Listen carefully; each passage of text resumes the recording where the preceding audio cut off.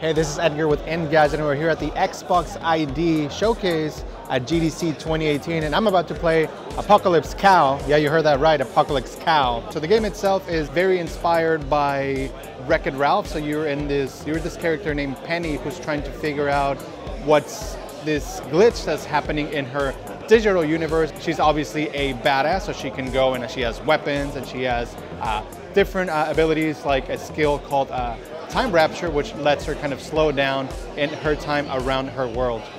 So it's a 2D platformer inspired by Wreck-It Ralph, right? So you're part of this world where there's a glitch ravaging the digital universe. Through the visuals of the game, you can see the inspiration it draws from great platformers like Mario and others. The developer wouldn't tell us which others' inspirations are in the game because they don't want to spoil the game for you, but it's really nice to see things like the pipes and blocks that are obviously inspired by classic games like Super Mario.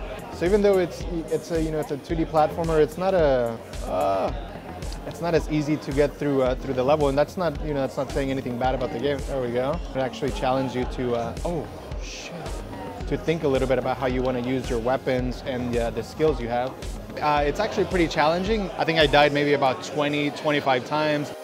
But the developer was telling me that they were struggling to find a name for the game, and then they were like, oh, let's just name it Apocalypse Cow. So then after that, they had to sort of bring a cow element to the game. So they decided on a robotic cow boss that, that's gonna be the boss you fight. I do like these people that you have to shoot down. They look kind of, and this guy's wearing blue jeans and no shirt, which I appreciate.